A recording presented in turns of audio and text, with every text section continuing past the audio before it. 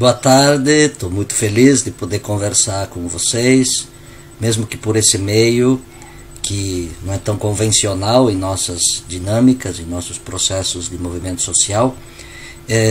Infelizmente, razões de saúde me impedem de estar aí. Eu fiz uma viagem a Brasília e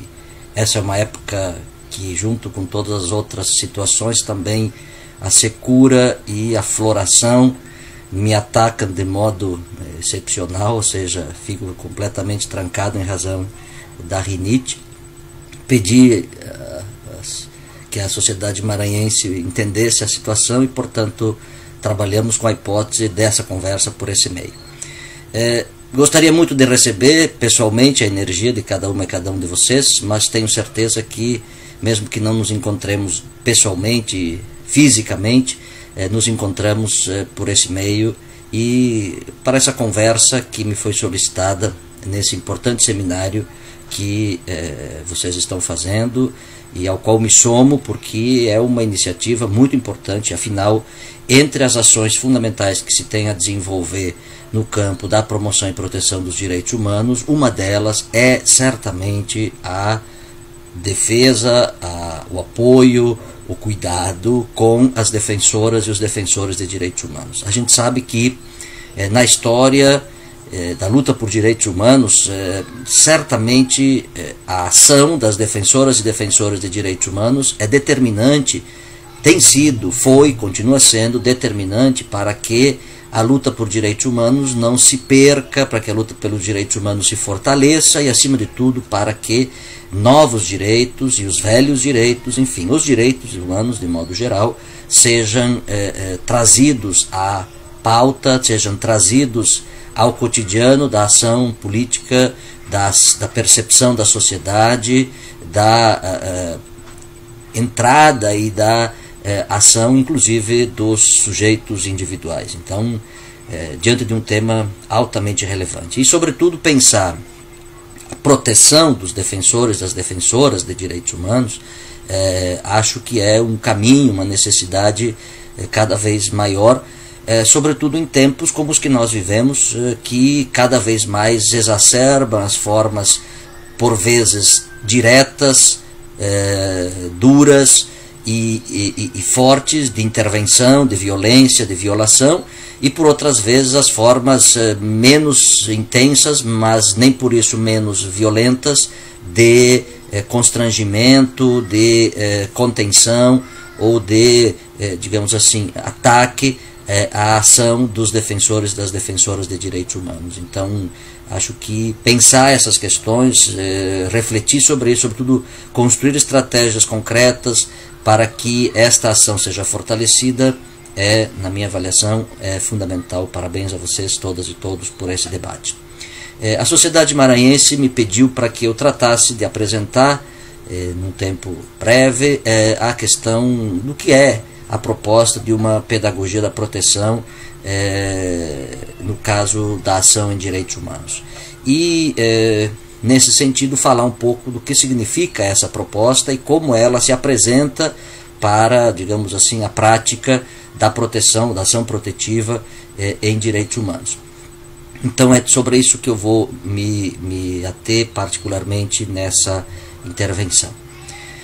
Bom, é importante a gente compreender primeiro que a proteção dos direitos humanos e a proteção das defensoras e defensores de direitos humanos é uma medida que se insere num processo e num contexto muito mais amplo do que a gente chamaria de ação integral em direitos humanos, que envolve outros aspectos da ação em direitos humanos, sobretudo a promoção, sobretudo a garantia, sobretudo a reparação.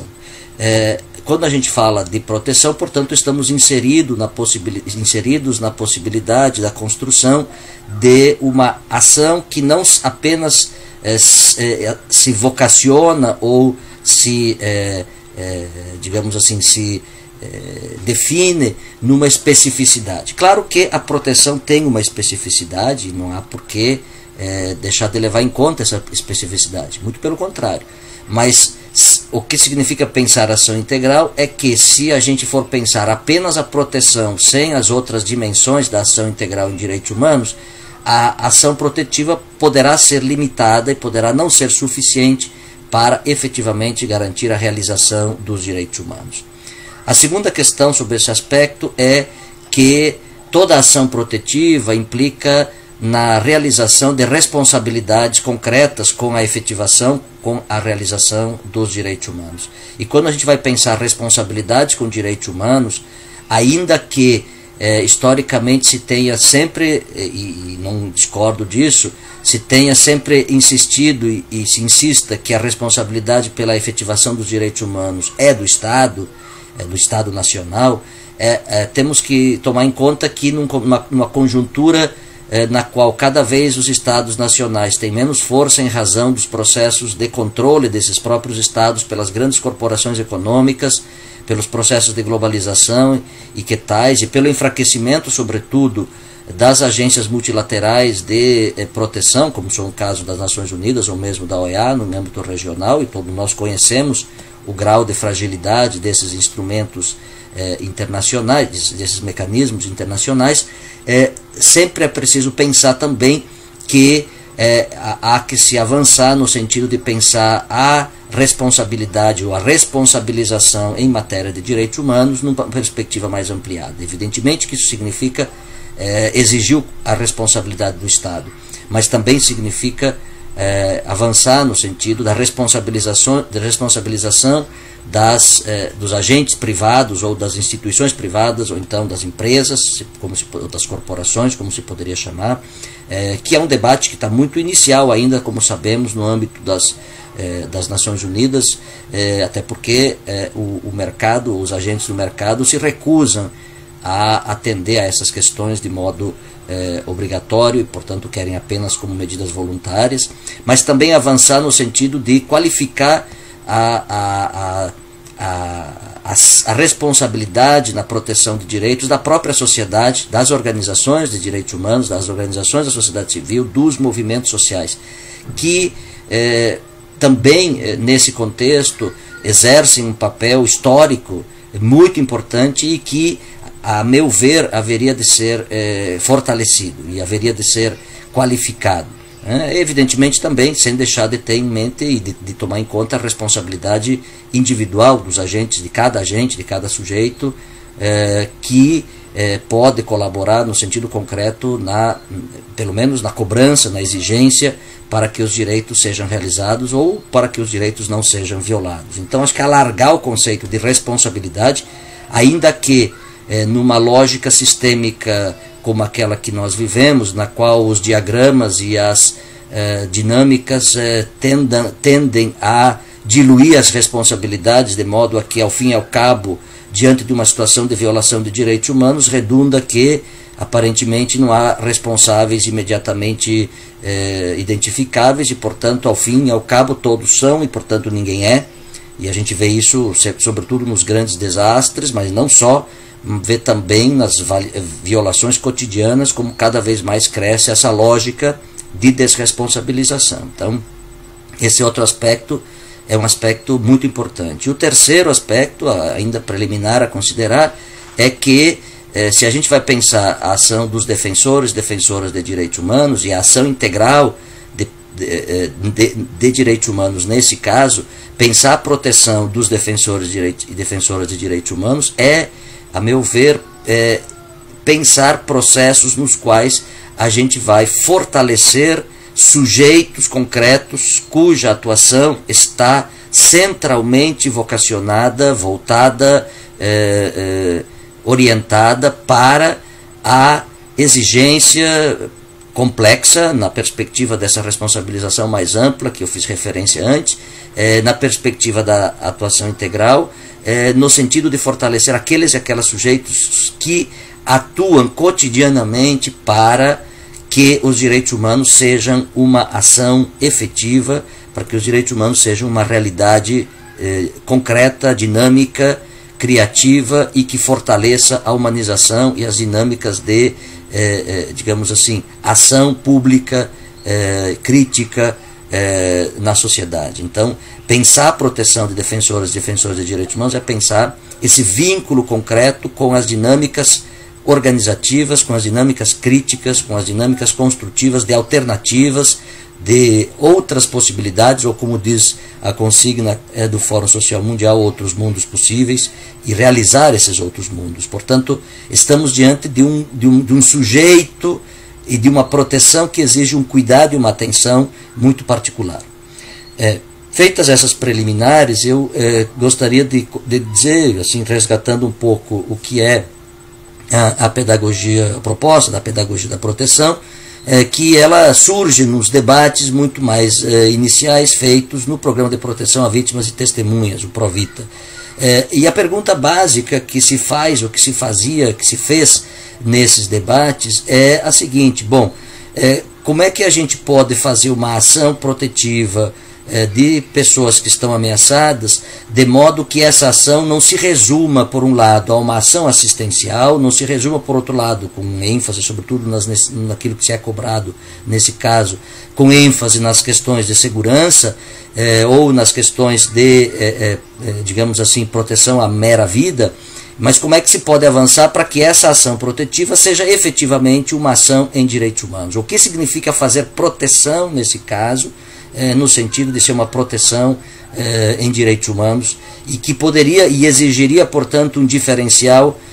muito concreto, um diferencial muito específico. Feita essa pergunta e colocada essa pergunta, se chegou à conclusão que, efetivamente, fazer a proteção nesse processo implicaria centralmente em ocupar-se com aquilo que é um dos elementos fundamentais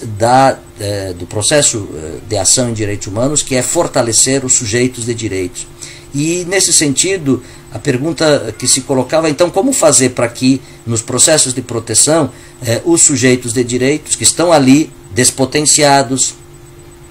que estão ali despotenciados, que estão ali em situação de fragilidade, em situação de vitimização, como esses sujeitos poderiam ser fortalecidos, a sua condição de sujeito de direitos poderia ser fortalecida, poderia ser, digamos assim, colocada com ênfase. Então,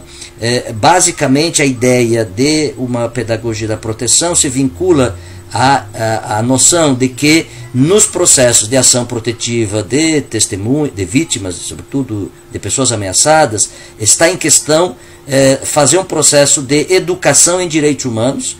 que tem ali uma exigência própria, específica, e que basicamente comunga, por outro lado, com a expectativa de toda a educação em direitos humanos, que é a de processos de formação de sujeitos de direitos. Então, basicamente, a ideia surge nesse contexto, ou seja, pensar a ação protetiva como um processo de formação de sujeitos de direitos e de fortalecimento dessa condição de sujeitos de direitos, escapando, portanto, daquelas dimensões estritamente securitárias ou então estritamente assistenciais, nas quais nasceram historicamente os programas de proteção, sobretudo os programas de proteção social, ou mesmo no campo da segurança. E, inclusive, para escapar de certas ideias que são muito comuns, muitas vezes, em programas protetivos, sobretudo pelo constrangimento da ação daqueles órgãos que nem sempre comungam dessa visão crítica, que é a compreensão de que, basicamente, a proteção desse sujeito que está necessitando, em função de uma vulnerabilidade gerada por um risco, por uma ameaça, que é mantê-lo meramente vivo para ser funcional a um determinado processo judicial, no caso de sujeitos em proteção que sejam do PROVITA, ou então para que simplesmente não gerem um constrangimento político em razão de terem sido eliminados no caso de outras dinâmicas de proteção, como, por exemplo, o programa de proteção a defensoras e defensores. Ou seja, é pensar que a ação protetiva é mais do que simplesmente manter a pessoa viva, que obviamente, por si só, já é um grande feito, uma grande necessidade. Mas o que está em jogo é muito mais do que a mera vida. Para recuperar uma expressão grega, muito mais do que zoé, é a gente apostar na bios, a gente apostar na possibilidade da vida com qualidade. Então, como construir qualidade, vida com qualidade, na situação e na dinâmica concreta da proteção. Evidentemente que todos vocês lidam com essas questões, vocês sabem que quando se trata de fazer proteção, entra em jogo uma série de, vamos chamar assim, restrições que às vezes podem colocar em xeque, inclusive, a possibilidade da realização ou da manutenção em sentido completo da efetivação de certos direitos dessas pessoas em proteção. Ou seja, às vezes é preciso tomar medidas que incluam a possibilidade de limitação do direito de ir e vir, por exemplo, do direito de liberdade de expressão sobre todos os aspectos. Enfim, vocês conhecem como essas questões se chocam ou se conflitam na dinâmica concreta de proteção. E evidentemente que uma ação de proteção de direitos humanos, ela, em tese, não poderia ser uma ação restritiva de direitos. Por outro lado, se você pensar a necessidade da segurança, você entra e se apresenta esses conflitos que estão ali no cotidiano da proteção. Por outro lado,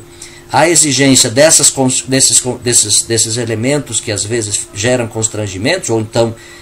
conflitos com a realização de direitos podem gerar reações daqueles e daquelas que estão em processo de proteção que nem sempre se adequam e nem sempre se submetem, vamos chamar assim, aquelas regras que são externamente estabelecidas pelos programas de proteção e, digamos assim, em alguma medida promovem ações que descumprem aquelas regras e que vai exigir algum tipo de intervenção, algum tipo de ação do agente protetor, da agente protetora, no sentido de reparar aquelas condições de proteção que seriam adequadas para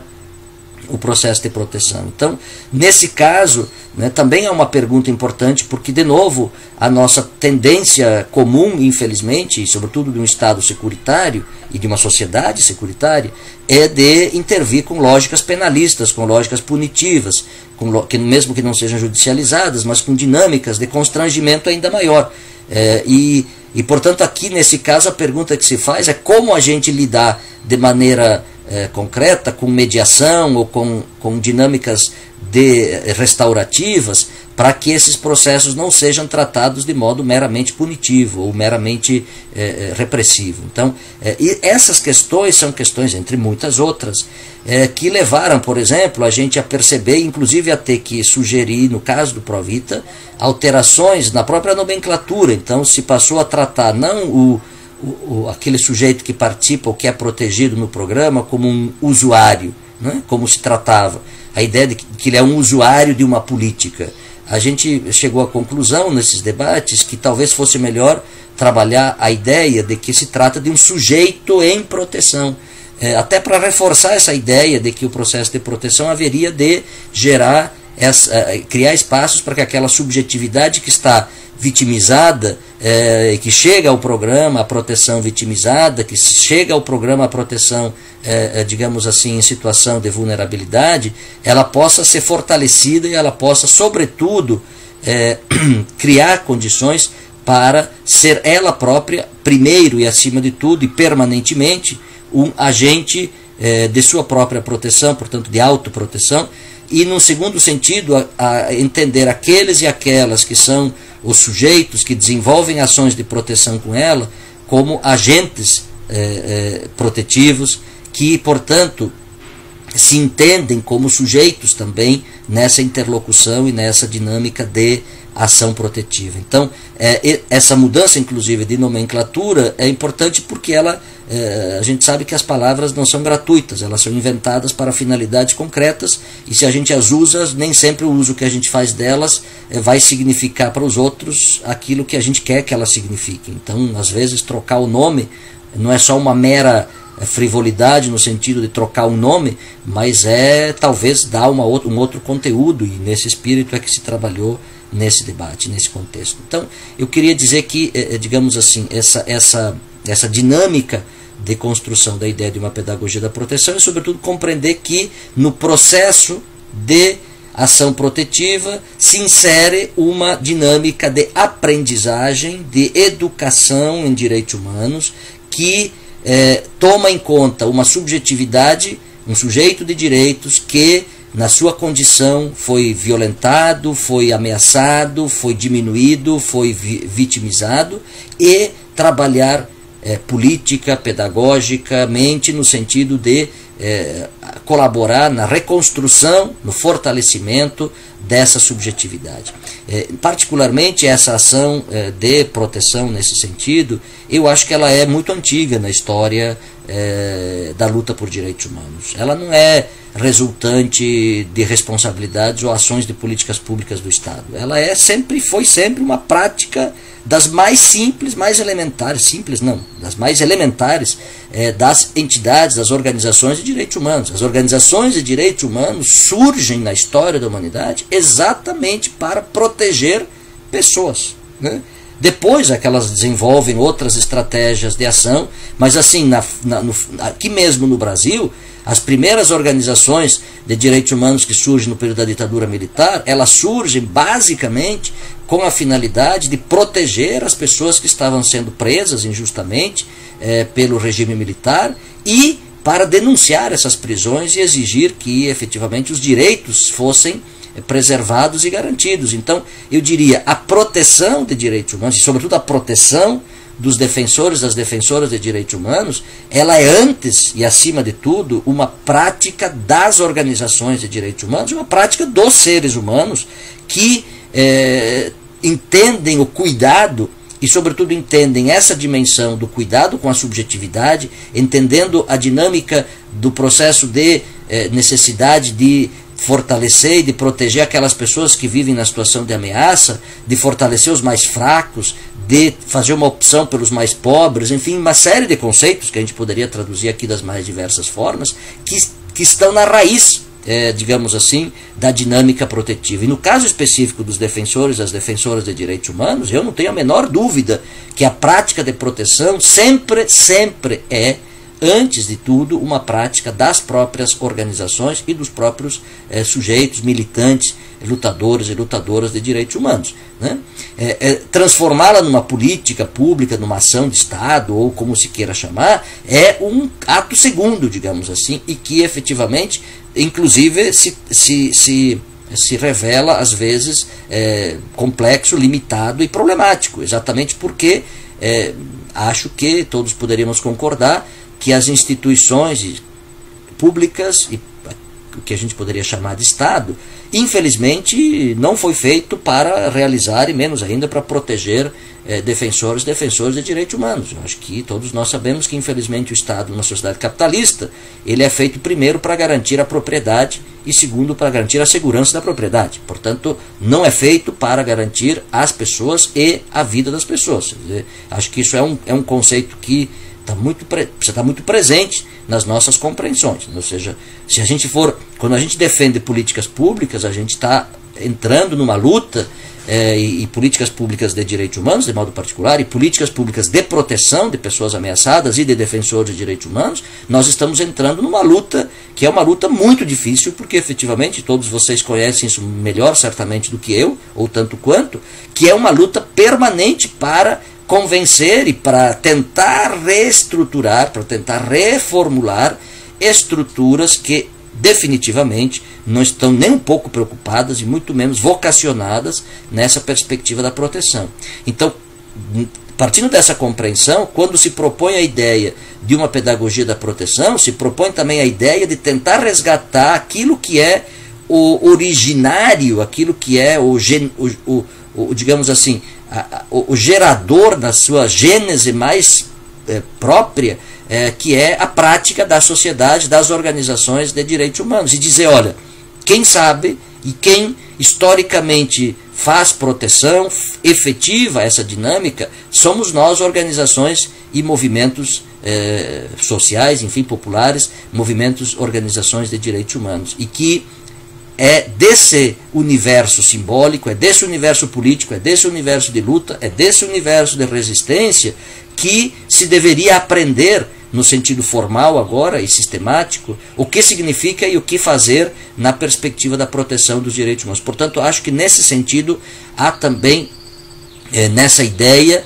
a tentativa de fazer um resgate daquilo que são as raízes metodológicas e, portanto, vinculadas com as experiências históricas de educação popular, vinculado com as dinâmicas históricas de luta, de organização, de resistência, que são a base e a origem de todos os processos de proteção, e não se deixar capturar ou tentar fazer um esforço imenso, às vezes, de resistência, para não ser capturado pelas lógicas funcionalistas e pelas lógicas, digamos assim, sistêmicas, que acabam sempre encontrando medidas para que a gente se acomode, para que a gente se adeque àquilo que são as demandas que o próprio Estado cria para si mesmo, que as próprias instituições criam para si mesmas, e que não dão conta, efetivamente, de levar a sério aquilo que é a demanda dos seres humanos concretos e os direitos desses seres humanos concretos. Então, por muitas vezes, as próprias dinâmicas institucionais acabam criando uma lista gigantesca de anteparos, de protocolos,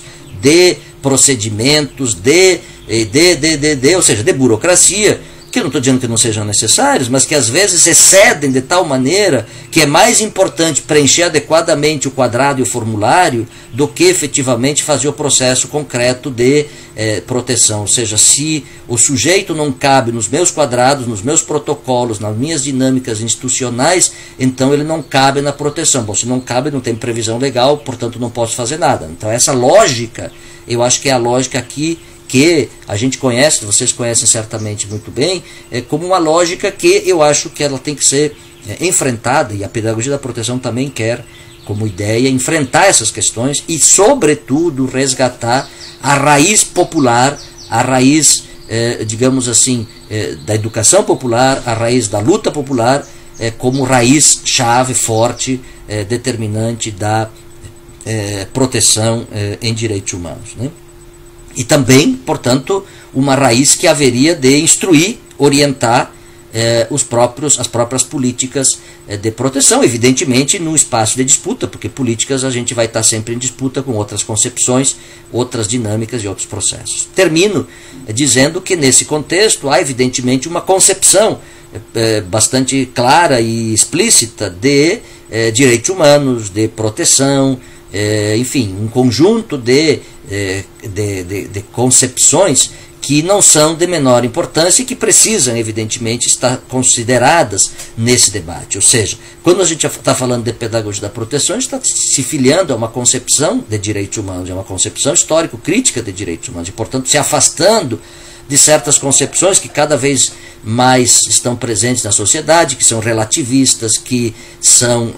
exclusivistas, ou então de outros tipos. É uma lista gigantesca de concepções em disputa na sociedade. Portanto, falar de pedagogia da proteção também é explicitar uma certa concepção de direitos humanos, se afiliar a ela e fortalecê-la e fazer a disputa com outras concepções de direitos humanos que estão presentes dentro das próprias políticas e dentro da sociedade. Se trata de fazer, portanto, digamos assim, transformar o processo de ação protetiva num processo de ação político-pedagógica, ou seja, não é um processo funcional de cumprimento de uma determinada ação profissional. Não, evidente que tem elementos que são elementos de execução funcional, não tenhamos dúvida disso. Tem procedimentos que são necessários e ninguém aqui está dizendo que não tenha que se tomar em conta esses procedimentos. A questão que a ideia da pedagogia da proteção põe é que temos que ser excelentes nesses procedimentos, mas os procedimentos por si mesmos não são os responsáveis para que se possa efetivar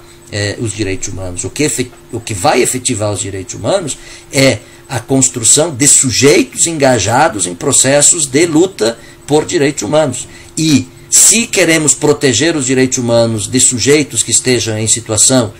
de ameaça, então a ação protetiva haverá de entender que esses próprios sujeitos que estão ali nessa condição são eles, antes de tudo, sujeitos de sua própria proteção e, portanto, parte, digamos assim, junto com aqueles que colaboram com a sua proteção, desse grande processo de, por um lado, denúncia das condições que levam à necessidade da proteção e, por outro lado, de efetivação de mediações, de caminhos, de condições concretas para que essa proteção de fato aconteça e para que essa subjetividade, acima de tudo, supere aquela condição de fragilização, de vitimização, de violência, e possa encontrar um lugar de vida qualitativa, né, de vida